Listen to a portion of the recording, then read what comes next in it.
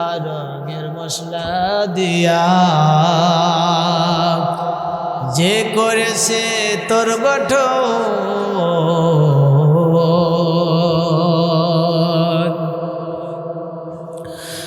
আগুন পানি মাটি বাতাস একযোগে করিয়া প্রকাশ। আগুন পানি মাটি বাতাস একযোগে করিয়া প্রকাশ। ওরে দেখিলি না তুই, ওরে শুনলি না তুই, ওরে খুঁজলি না তুই কইরা তালাশ। ওরে খুঁজলি না তুই, ওরে খুঁজলি না তুই কইরা তালাশ। কোন জায়গায় সেই মহাজন? বন্ধুরা আমার, কত গান আছে, কত সঙ্গীত আছে, কত যৌক্তিক কথা আছে। আল্লাহ রসুলের শানে শানমানকে বড় করার জন্য কত ভালো ভালো কত নাত আছে না নাই, গজল আছে না নাই, নাতে রসুল আছে না নেই।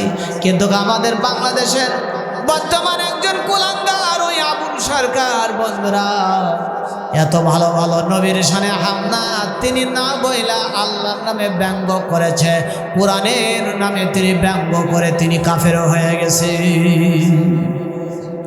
বাংলার জমিনে যদি কোরআনের আইন যদি আজকে চালু থাকতো, এ আবুল সরকার আর তার যত দোসর যারা তারে প্রমোট করেছে এদের সবাইকে, বন্ধুরা আমার, সর্বোচ্চ শাস্তিতে তাদেরকে দণ্ডিত হতে হতো। জোরে বলেন ঠিক কেন? এ কি বলেছে এই কুলাঙ্গার? কুল আউযু বিরাব্বিন নাস। আল্লাহ কইছে নাচো, নাচতে কইছে আল্লাহ। কি হুজুর? আল্লাহ এর অর্থ কি হয় যে আল্লাহ নাচতে বলেছে? এখানে তো হুজুর আছেন, বিজ্ঞ মানুষ, বলুন তো। কোরআনের নামে এই যে অপব্যাখ্যা, কোরআনের নামে অপব্যাখ্যা করলে ঈমান থাকবে? সে কাফের হয়ে যাবে, মুহূর্তে কাফের, ও তো কাফেরই হয়ে গেছে।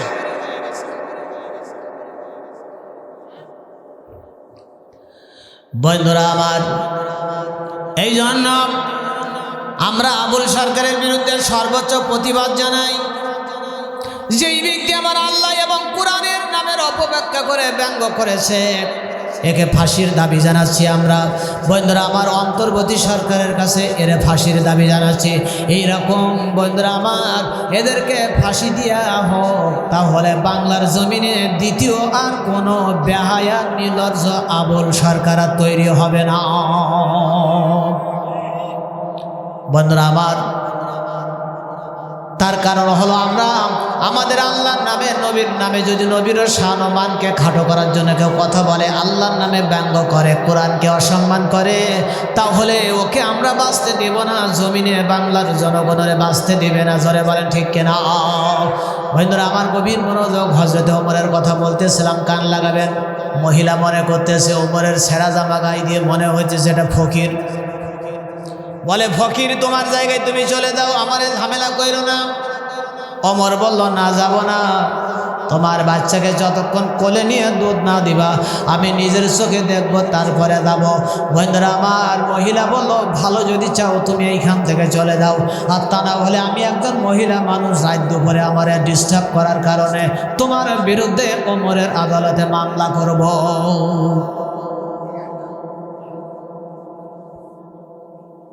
মহিলা কি বলছে? তুমি যদি আমাকে রাত দুপুরে ঝামেলা করো, তাহলে তোমার বিরুদ্ধে ওমরের আদালতে যদি আমি একটা অভিযোগ দেই না, ওমর যে কঠিন মানুষ, শরিয়াতের ব্যাপারে তিনি কঠোর, কোনো ছাড় দিবে না, সুতরাং তোমাকে কঠোর শাস্তি দিবে ওমর, তোমাকে বেত্রাঘাত করবে, কঠিন শাস্তি পেতে হবে। শাস্তি যদি তুমি পেতে না চাও, ভালোই ভালো এখান থেকে বেরিয়ে যাও, চলে যাও, তোমাকে যেন এখানে না দেখি। ওমর বলল, আমি যাব না, বাচ্চাকে কোলে নিয়ে দুধ খাও, তারপরে যাব। বলল, না, আমার বাচ্চাকে আমি দুধ দিব না, কোলে নিব না। এজন্য দায়ী ওমর। ওমরের কারণেই তো বাচ্চাকে ফেলে রেখেছি। ও যদি মারা যায়, ওই মৃত সন্তান কাঁধে করে আমি নিয়ে যাব ওমরের দরবারে। ওমরের পার্লামেন্টের যত সিনিয়র পার্সন, যারা শুরা সদস্য আছে, ওমরের যে সমস্ত মজলিসের শুরার সদস্য সাহাবি যারা, তারা খুব বিজ্ঞ, রসুলের সাহাবি, তাদের ভিতরে ইনসাফ আছে, সততা আছে, ন্যায়নিষ্ঠতা আছে। তাদের কাছে যে মৃত সন্তান পেশ করবো আর বলবো ওমরের বিচার চাই, এরপরেও যদি তারা আমি বিধবা গরিব মানুষ, আমার অভিযোগ যদি থানায় তারা গ্রহণ না করে, আর একটা আদালত আছে, সেইটা হলো আল্লাহর আদালত। কোন আদালত? আল্লাহর আদালত থেকে ওমর রক্ষা পাবে না। কিয়ামতের দিন অবশ্যই আল্লাহর আদালতে আসামি হতে হবে। বন্ধুরা আমার, মহিলা যখন এইভাবে কথা বললাম, ওমরের চোখের কোনায় পানিগুলি দাঁড়িয়ে বেবে জামার উপরে টপ হয়ে পড়ে। কারণ হলো বন্ধুরা, নবীর সাহাবীদের ভিতরে সবচেয়ে বেশি ছিল তাকওয়া। আজকের আমাদের মধ্যে তাকওয়ার বড় অভাব। আমরা ইবাদত বন্দেগী করি, ম্যাক্সিমাম লোক দেখানোর ইবাদত বন্দেগী, কিন্তু সাহাবী আজমাইন যত ইবাদত বন্দেগী করেছে তারা আল্লাহর ভয়ে করেছে। কথা ঠিক কিনা বলেন? এই জন্য ইমাম গাজালি বলতেছেন, তাকওয়া ছাড়া ইবাদত কবুল হয় না।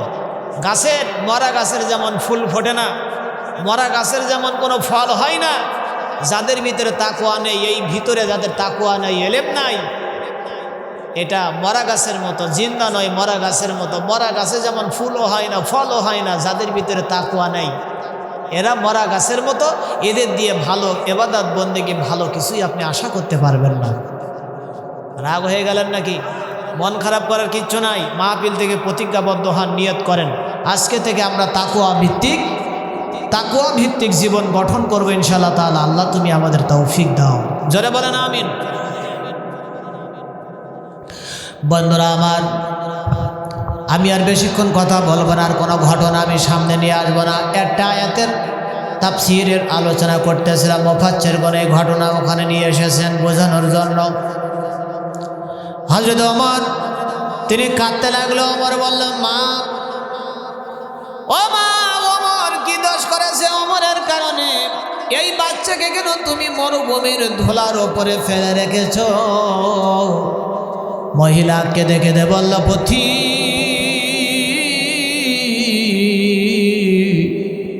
এইটা আমি তোমাকে বলবো না, এটা ওমর আর আমার মধ্যে এটাও হবে। এটা একটা গোপন বিষয়, মদিনার মানুষ কেউ জানে না। আর নবীজি বলেছেন, মানুষের দোষ গোপন করলে আল্লাহ তার দোষ গোপন করে। এটা ওমরের ত্রুটি, ওমরের কারণে আমার বাচ্চাকে আমি দুধ দেব না, কোলে নেব না, ফেলে রেখেছি। মরে গেলে কালকের ওমরের আদালতে যেয়ে মামলা দায়ের করব। তুমি পারলে আমাকে একটু পক্ষে সাক্ষ্য দিও। বন্ধুরা আমার, এই কথা শুনে ওমর তিনি বললেন, মালিক, এই মদিনার প্রেসিডেন্ট হয়ে কি লাভ হবে? একটা মাসুম বাচ্চা যদি তার মার দুধ থেকে বঞ্চিত হয়ে যায়, আমি ওমর মদিনার প্রেসিডেন্ট থাকবো না। আমি এই মুহূর্তে মদিনার প্রেসিডেন্ট থাকতে চাই না। কারণ ওমর বলেছে, ফোরাত নদীর তীরে একটা কুকুর যদি না খেয়ে মারা যায়, এই জন্য আমি ওমরকে কিয়ামতের দিন জবাব দেওয়া লাগবে। সিরিয়া রাস্তা দিয়ে হাঁটতে যেয়ে যদি একটা উট যদি তার পায়ে আঘাত লাগে, রাস্তা অনুন্নত থাকার কারণে, এই জন্য কিয়ামতের দিন ওই উট ওমরের বিরুদ্ধে মামলা করবে আর বলবে, আল্লাহ, ওমর মদিনার প্রেসিডেন্ট ছিল, রাস্তাঘাট কালভার্ট ব্রিজ তিনি ভালো কেন করে নাই? পায়ে আঘাত পাইছিলাম, আল্লাহ জবাব চাই। উটের ভয় করেছে, কুকুরের ভয় করেছে, জীব জানোয়ারের ভয় করেছে, যাতে তারা কষ্ট না পায়। আর আজকের দেশের বন্ধুরা আমার, কত মানুষ, কত জনগণ, কত আলেম ওলামারে তোমরা নির্বিচারে মারছো, এদেরকে তোমরা কত জুলুম করেছো, অত্যাচার করেছো। ওমর একটা কুকুরের চিন্তা করেছে, জীব জানোয়ারের চিন্তা করেছে, যেন আমার রাষ্ট্রে কেউ বসবাস করতে যে কষ্ট না পায়। আর আজকের তোমরা জাতির শ্রেষ্ঠ সন্তান, এই আলেমদের বিরুদ্ধে যে জুলুম করেছো, আলেমদেরকে তোমরা যেইভাবে অত্যাচার করেছো, নির্যাতন করেছো, তোমাদের জবাব দেওয়ার কোনো ভাষা থাকবে না, পথ থাকবে না। কিয়ামতের দিন ডাইরেক্ট ফেরেশতারা তোমাদের পায়ে শিকল দিয়া বাইন্ধা জাহান্নামে নিয়ে যাবে। কোনো সুযোগ নাই। নির্বিচারে যদি একটা মানুষকে আপনি কষ্ট দিয়ে থাকেন, আপনার জিন্দিগি শেষ, জিন্দিগির আমল শেষ, ইবাদত শেষ, বন্দেগী শেষ, জিন্দিগি সব শেষ। এ পৃথিবীর সবচেয়ে শ্রেষ্ঠ ইবাদত একজন বনি আদমকে বিপদে পাশে দাঁড়ানো, তার সাহায্য করা, ইহসান করা। এই জন্য তো কোরআনের আয়াত এই জন্যই পড়লাম, ইন্নাল্লাহা ইয়া'মুরু বিল আদলি ওয়াল ইহসান। আল্লাহ বলছেন তোমরা মানুষের পরে ইহসান করো, ন্যায় বিচার করো, ভালো ব্যবহার করো। কোরআনের কথা। ও বন্ধুরা, এই আয়াতের তাফসিরে ঘটনায় মুফাচ্ছিরগণের ঘটনা, ওমরের ঘটনা এখানে উঠাইয়াছেন, উল্লেখ করেছেন। এরপরে দেখেন কি আজীব ঘটনা, মহিলা বাচ্চার ঘটনা কি হলো। মহিলা তো এখনও জানে না যে এই সেই ওমর, কথা ঠিক না? মহিলা বলতেছে, পথিক তোমার কাছে একটা আবদার, তুমি আমার এই দৃশ্য যেটা দেখছো কালকের ওমরের কাছে যে একটু সাক্ষ্য দিন। আমার কথা ওমরের আদালতে আমলে নিতে নাও পারে, তুমি বললে কাজ হবে। ওমর নিজেকে ধরে রাখতে পারলেন না, কেঁদে নিলেন। কিছু সাইটে যে আগে কেঁদে নিলেন মন ভরে। বন্ধুরা আমার, এরপরে ওমর বলল, আমি আইসা মহিলার সঙ্গে আমার কারণটা এখন রাতের আধারে মিটাতে হবে। কারণ দিনের বেলায় এই মহিলা সাহাবীদের সামনে তিনি গোপন কথা বলবে না। এই বাচ্চাকে ওমরের জন্য দায়ী করেছে। আমি বাচ্চাকে চিনি না, মহিলাকে চিনি না, জীবনে এদের কোনো দেখি নাই, অথচ মহিলা বলল এই বাচ্চার জন্য ওমর দায়ী, ওমরের কারণে এই বাচ্চার আজকের এই অবস্থা। ওমরের পাততলা থেকে মাটি সরে যাইতেছে।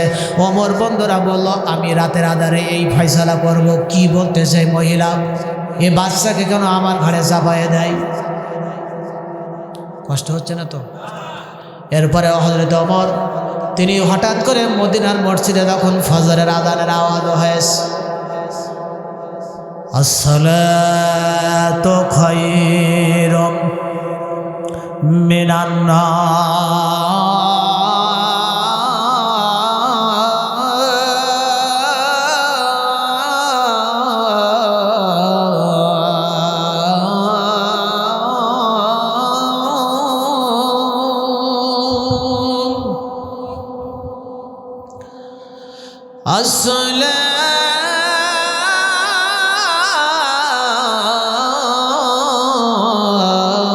আসসালাতু খায়রুম মিনান নার।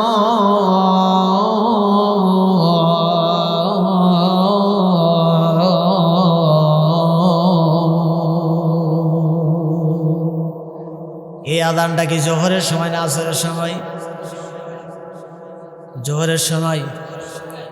আজান শুনে নামাজ পড়বেন না কারা? একটু হাত তুলে দেখান। আজান শুনে নামাজ পড়বেন,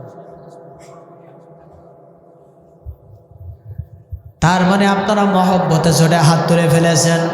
আমি বলেছি আজান শুনে নামাজ পড়বেন না, কারা হাত তোলেন? আসলেই হয়তো ওরা পড়ে না তাই তুলেছে, অথবা না বুঝে তুলেছে, দুটোর একটা হবে, ঠিক কিনা বলেন? আল্লাহ আমাদেরকে 5 ওয়াক্ত নামাজি বানায় দাও। জোরে বলেন আমিন, আরো জোরে বলেন আমিন। বন্ধুরা আমার, আমি একটা হাদিস বলি, আল্লাহ নবী বলেছেন 3 শ্রেণীর মানুষের জিম্মাদারি দায়িত্ব আল্লাহ তার কুদরতি হাতে উঠে নিয়েছেন। আমার দিনী ভাইরা গভীর মনোযোগ। জীবনে আর হয়তো এই ময়দানে আসতে পারবো কি জানি না, জীবনের শেষ বয়ান যদি হয় একটু আপনারা মনোযোগ দিবেন, অ্যাটেনশন প্লিজ। এরপরে দেখেন আল্লাহ নবী বলেছেন 3 শ্রেণীর মানুষের জিম্মাদারি দায়িত্ব আল্লাহ তার কুদরতি হাতে উঠে নিয়েছেন। এর ভিতরে 1 নম্বর হলো যারা আজান শুনে উযু করে মসজিদে যায় নামাজের জন্য। আল্লাহ নবী বলেছেন এই নামাজি ব্যক্তি মসজিদে যায়, মসজিদে থেকে নামাজ পড়ে বাড়ি না আসা পর্যন্ত এর জিম্মাদারি দায়িত্ব আল্লাহ তার কুদরতি হাতে উঠায় নেয়। আজকে থেকে তাহলে নামাজ পড়া লাগবে কিনা? আপনি যখন নামাজের জন্য বের হবেন তখন আপনার দায়িত্ব আল্লাহর কুদরতি হাতে আল্লাহ উঠায় নেয়। আর রিজিকের অভাব হবে না। আপনি ঋণগ্রস্ত হয়েছেন, আল্লাহ মিটাইয়া দিবেন।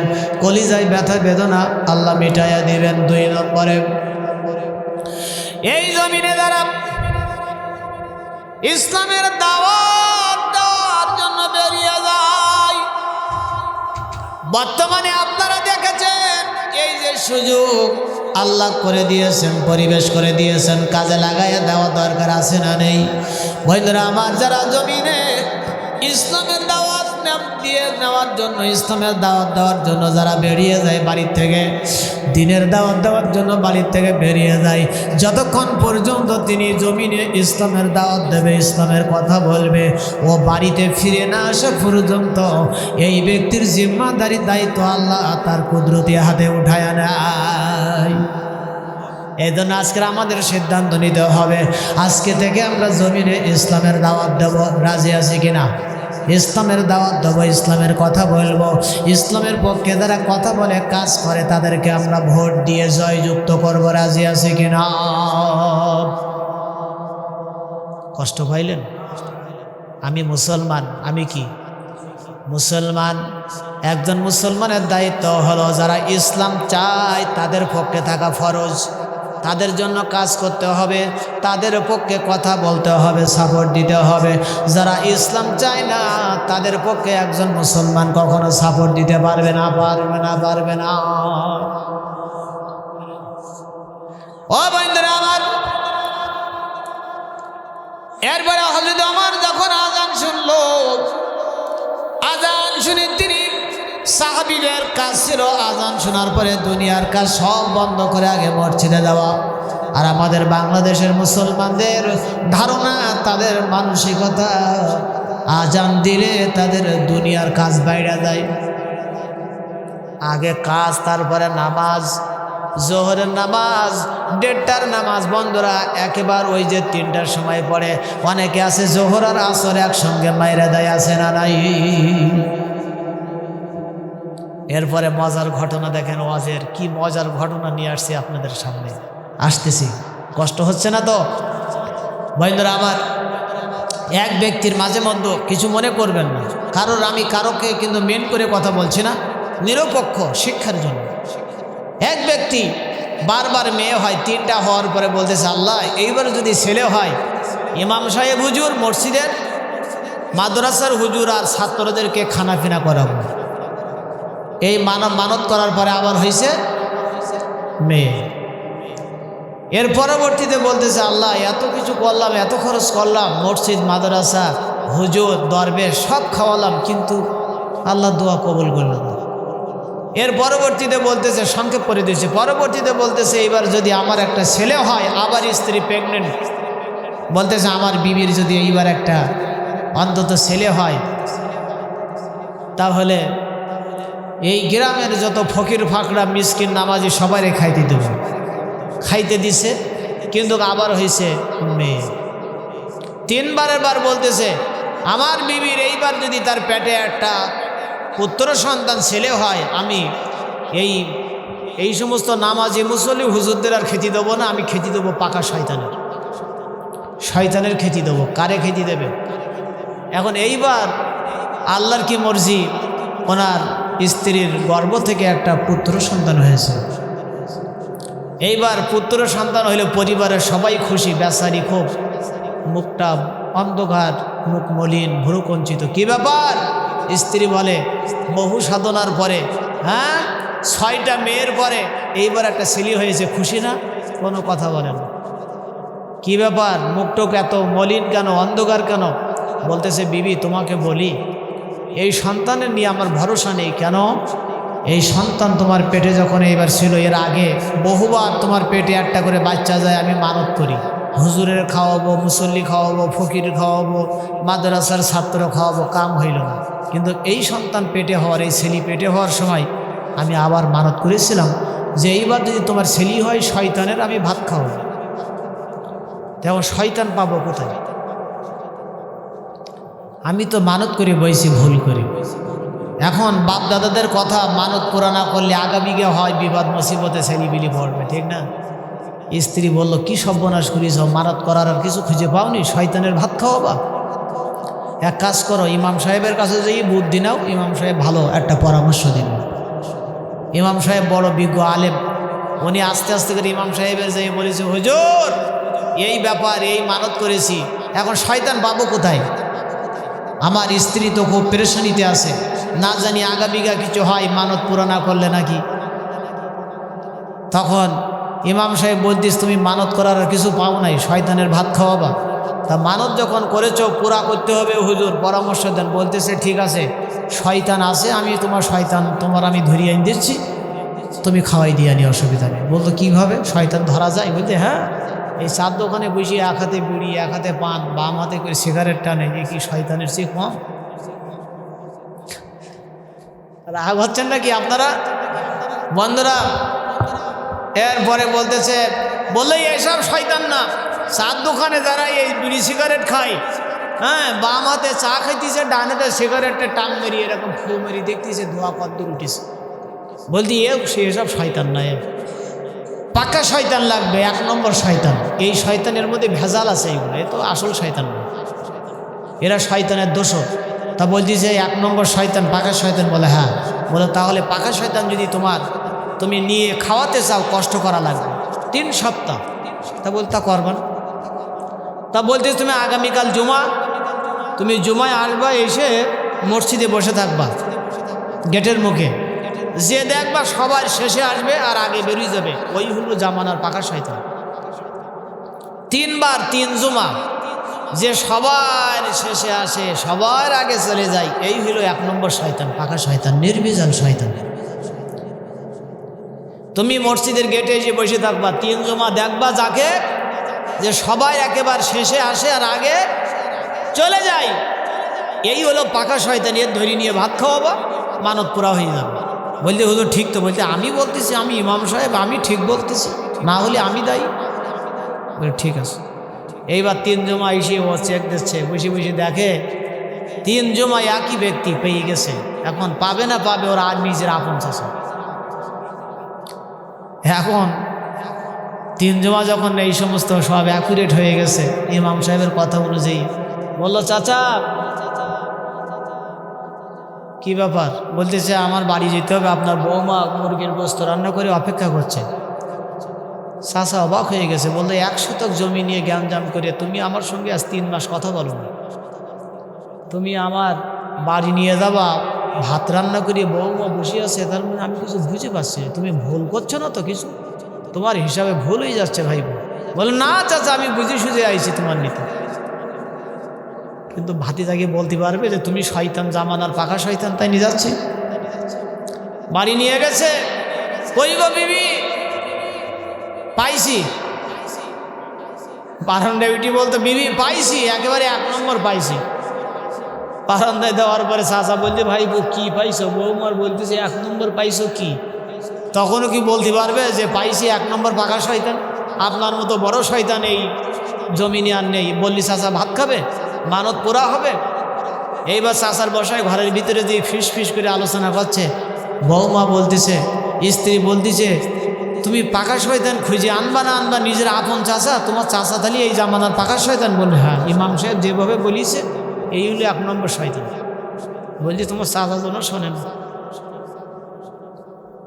বন্ধুরা আমার, এইরকম নামাজি আছে না নাই? মসজিদে আসে সবার শেষে, আগে দৌড়ায়, জুতো নেওয়ার টাইম পায় না, অনেক সময় নিজের জুতা ভুল করে অন্য জুতা নিয়ে মানুষের বিপদে ফেলে, এমন ধরনের লোক আছে না নাই? এইরকম নামাজের দরকার নেই। নামাজ পড়তে হবে, মসজিদে আসতে হবে সবার আগে, যাইতে হবে সবার শেষে। এই হলো আসল মুসল্লি। এর জিম্মাদারি দায়িত্ব আল্লাহ তার কুদরতি হাতে নিয়েছেন। আল্লাহ রসুলের হাদিস, সহিহ হাদিস। আল্লাহু আকবার। বন্ধুরা আমার, হযরত ওমর তিনি মসজিদে নববীর ইমাম, কিন্তু বড় দুঃখের সঙ্গে বলতে হয়, একজন মুসলমান দেশের ইমাম হবে ওই ব্যক্তি যিনি জুমার দিনে বাইতুল মুকাররম জাতীয় মসজিদের ইমামতি করার যোগ্যতা রাখে। কিন্তু জাতির কপাল বড় দুর্ভাগ্যের কপাল, আমাদের কপাল বড় দুর্ভাগ্যের কপাল। বন্ধুরা আমার, স্বাধীনতার পর থেকে আজ পর্যন্ত এমন একজন ইমাম, এমন একজন সরকার আমরা পাইলাম না যিনি জাতীয় মসজিদে বন্ধুরা ইমামতি করতে পারে। কতটুকু আর যদি আমার এই মাসুম বাচ্চার খণ্ডিত লাশ দেখে ওমরের শরীরে কম্পন শুরু হয়ে গেছে। আল্লাহ, আমি ওমর মদিনার প্রেসিডেন্ট, আমার খিলাফতের জামানায় একটা মাসুম বাচ্চাকে কয়েক খণ্ডে খণ্ডিত করে মসজিদ নববীর এই বারান্দায় প্রথম সকালে কে বা কারা ফেলে রেখে গেল? এই মদিনার এই দিগরে জমিনে জনপদে কোনো মানুষ নেই, জন নেই, অথচ এই বাচ্চাটা খুন করে কে ফেলে রেখেছে? হযরত ওমর তিনি মসজিদে নববীতে ইমামতি করেন, সালাম ফিরাইয়া দাঁড়াইয়া তিনি খুতবা দিল আর বলল, সাহাবীরা, ও নবীর সাহাবীরা, কেউ বাইরে যায় না, জরুরি কথা আছে। ওই যে মসজিদে নববীর গেটের ওখানে একটা মাসুম বাচ্চার লাশ আমি সরাই রেখেছি। কে বা কারা এই বাচ্চাকে হত্যা করেছে? নামাজ বাদ আপনারা সবাই মদিনার পলিগলিতে গলিতে পল্লীতে বেরিয়ে যাবেন। এই বাচ্চাকে যারা নৃশংসভাবে যারা আত্মগোপনে খুন করেছে, এই খুনি যেখানে থাক না কেন তাকে শনাক্ত করে ধরে আনতে হবে। কারণ কোরআনের আয়াত বারবার আমার সামনে আয়নার মতো ভেসে আসতেছে। বিসমিল্লাহির রাহমানির রাহিম। ইয়া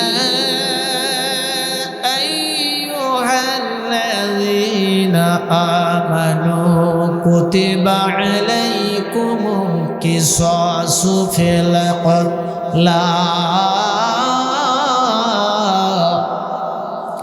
হে ঈমানদারেরা, তোমাদের উপরে কিসাসের ফয়সালাকে ফরজ করা হয়েছে।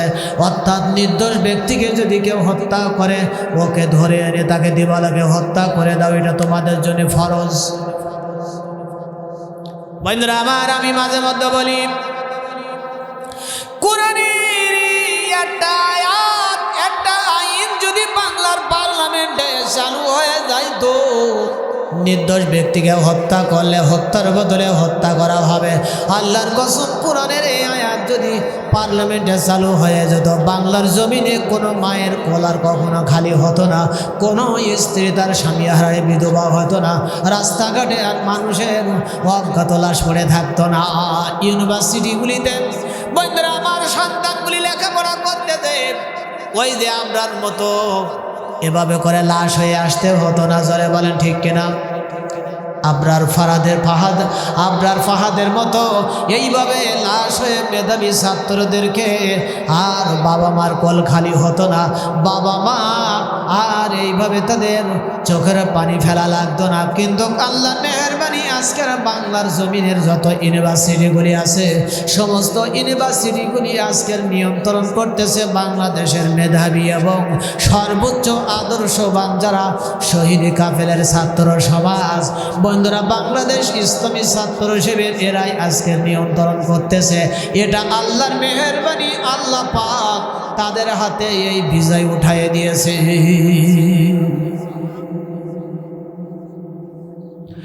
ও বন্ধুরা, আমাদের কলিজার সংগঠন এই জন্য আপনাদের কলাজোর করে বলি, আপনার সন্তানকে যদি মাদক মুক্ত সন্তান যদি আপনি গড়ে তুলতে চান, আপনার সন্তানকে যদি নামাজি বানাইতে চান, আদর্শবান সন্তান বানাইতে চান, ও দেশ ও জাতির খেদমতে আত্মনিয়োগ করবে এমন সন্তান যদি তৈরি করতে চান, আল্লাহর কসম করে বলে দেয়, আপনার ছেলেকে শিবির নামক এই সংগঠন শহীদি কাফেলার ছাত্র সমাজ ইসলামী ছাত্র শিবিরের হাতে আপনি উঠাইয়া দেন, ওরাই আপনার সন্তানকে মাদক মুক্ত করে নামাজি বানাইয়া দেবে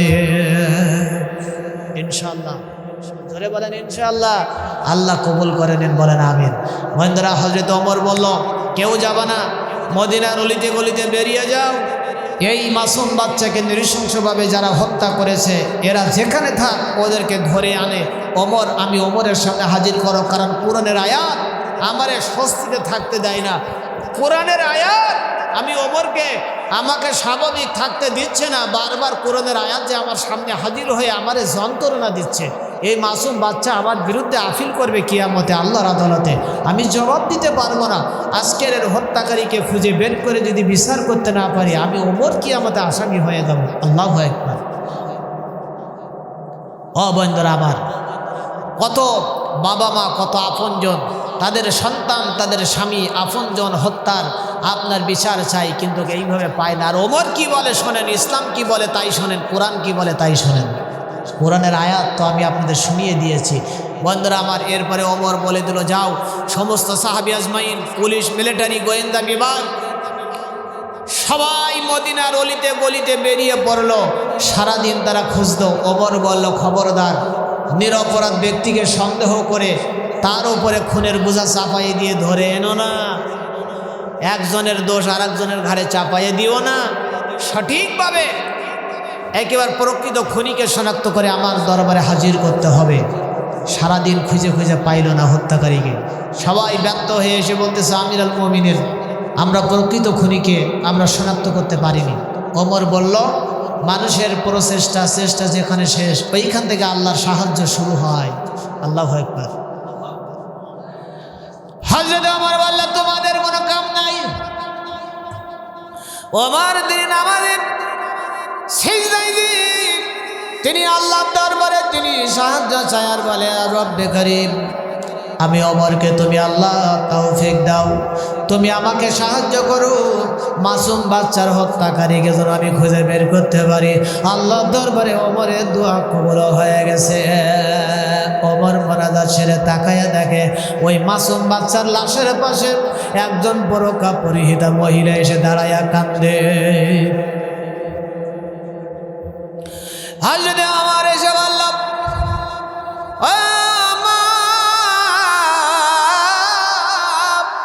তুমি কে গো, কোথায় ঘর বাড়ি? এই মাসুম বাচ্চার খণ্ডিত লাশের পাশে দাঁড়ায়া কেন কান্নাকাটি করো? কি হয় বাচ্চা তোমার? মহিলা কেঁদে কেঁদে বলল, আমিরুল মুমিনিন, আমার পরিচয় দেওয়ার মতো তেমন কিছুই নাই, তবে হতভাগা মহিলা আমি। এই যে মাসুম বাচ্চা খণ্ডিত, এই মাসুম বাচ্চার হতভাগিনী মা আমি। এই জন্য আমি মা, আমার কলিজায় বড় ব্যথা, আমার মাসুম বাচ্চা এইভাবে করে খুন হয়েছে। ওমর বলল, তোমার স্বামীর পরিচয় দাও। তোমার স্বামীরেও ডাকাইয়া, স্বামী স্ত্রী এক জায়গায় করে আমি এই খুনের 70 পাত আমি বের করবো, আমার জিজ্ঞাসাবাদ করার দরকার আছে। মহিলা বলল হাত জোর করে, আমিরুল মুমিনিন মাফ করে দিবেন আমারে, আমার বিয়ে হয়নি। কি হয়নি? আমার বিয়ে হয় নাই। স্বামী কোথায় পাবো? বাচ্চার বাবা কি প্রশ্নয়ে আসে না। ওমর তখন মহিলার বাড়ির ঠিকানা নিয়ে উনি পুলিশ পাঠাইয়া দিয়া, গোয়েন্দা বিভাগ পাঠাইয়া দিয়ে খোঁজ খবর নিয়ে দেখল যে আসলে মহিলার বিয়ে হয়নি, মহিলারা কোনো বিয়ে হয় নাই, কিন্তু তার পেটের বাচ্চা এটা তার বাচ্চা, এটা ঠিক আছে। মহিলা বলল, আমার জীবনে আমি মিথ্যা কথা বলি নাই, আমার বিয়ে হয় নাই, আমার স্বামী নেই, এটা যেমন সত্য, এই মাসুম বাচ্চার মা আমি আমার গর্ভে 10 মাস পেটে ধারণ করেছি, এটাও তেমন সত্য। আমার বিয়ে হয় নাই সত্য, এই মাসুম বাচ্চা বিয়ে না হয়ে আমার পেটে সন্তান গিয়েছে, এটাও সত্য। ওমর বলল, তাহলে বিয়ে হয়নি, তুমি পেটে বাচ্চা ধারণ করেছো, তাহলে তোমার জিনার শাস্তি হবে, কেমনে বাচ্চা গেল? এমন সময় মহিলা বলল, ওমর খবরদার, তুমি আমারে অপমানের গালি দিবা না, অপমান করবা না। আমার একটা পরিচয় আছে, আমি সাধারণ কোনো মহিলা না, আমি কোরআনের হাফেজা। 30 পারা কোরআন আমার সিনার ভিতরে আছে। মহিলা বলল, আমার কোরআনের কোন আয়াত তুমি শুনতে চাও, কোন আয়াত তুমি জানতে চাও, তুমি আমারে বলো। 30 পারা কোরআনের এমন একটা আয়াত নেই যে আয়াত আমি তোমারে শোনাই দিতে পারবো না। ওমর রে বলো, কোন সূরার কোন আয়াত তুমি তেলাওয়াত শুনতে চাও? বন্ধুরা আমার, এই কথা শোনার পরে ওমর তখন কাঁপতে শুরু করলো। ওমর বলল, মা 30 পারা কোরআন যার সিনার ভিতরে থাকে, যিনি 30 পারা কোরআনের হাফেজা, এই 30 পারা কোরআনের হাফেজা হইয়া বিয়ে হয় নাই, অথচ তোমার গর্ভে সন্তান কেমনে গেল? বন্ধুরা আমার, ওমর হিসাব মিলাইতে পারে না। আল্লাহ, এসব আমি কি দেখি, কি শুনতেছি? মহিলা কোনো কথা নাই, বলতে হবে বিয়ে না হয়ে তোমার এই গর্ভে কোরআনের হাফেজা, তুমি 30 পারা কোরআন যার সিনায় আছে, তার পেটে সন্তান গেল বিয়ে না করে, কেমনে এটা সম্ভব? আমাকে বলা লাগবে। এমন সময় মহিলা হাউমাউ করে কাঁদতে কাঁদতে জমিনে পড়ে গেল। হঠাৎ করে ওমর সামনে তাকায় একটা দৃশ্য, অদ্ভুত দৃশ্য দেখল। বন্ধুরা, ঘটনাটা কি এখানে থাকবে না আর আগাবো? ও হুজুর যে সময় দিয়েছিল সময় শেষ, না আজকের আর হবে না। তাহলে কি করতাম, শেষ করে দেই? না রাখা, যেহেতু আগামীকালকে মাহফিল আছে হুজুর, আগামীকাল আছে এখানে মাহফিল। না না, এইভাবে গন্ডগোল করেন না আমার সঙ্গে আপনারা। আগামীকাল যেহেতু মাহফিল আছে, সেহেতু আজকে রাত আর বেশি করা ঠিক হবে না, কি বলেন? হ্যাঁ, তারপরেও শুনবেন। কত সময় শুনবেন বলুন তো? সারা রাত, সারা রাত। হ্যাঁ, সারা রাতের পরে হুজুর বয়ান করবে, আমি চলে যাব। আর ঘন্টাখানি সময় দিলে তো রাতের বাকি থাকে কি?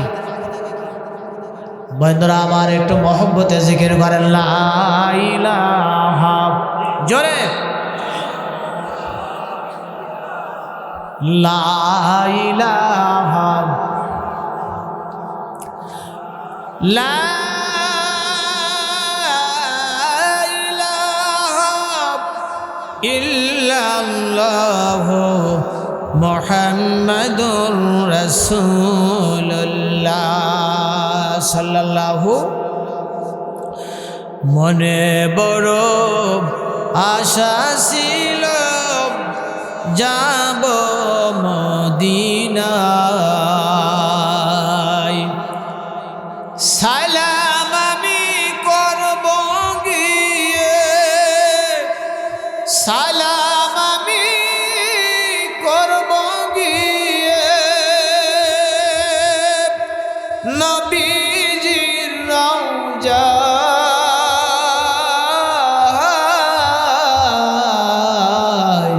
মনে বড় আশা ছিল যাব মদিনায়,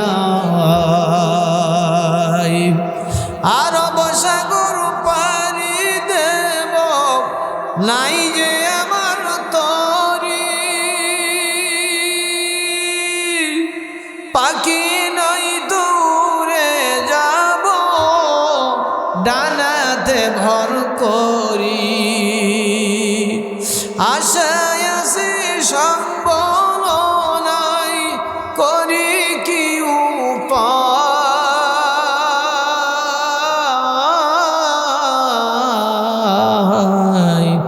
মনে বড় আশা ছিল যাব মদিনা।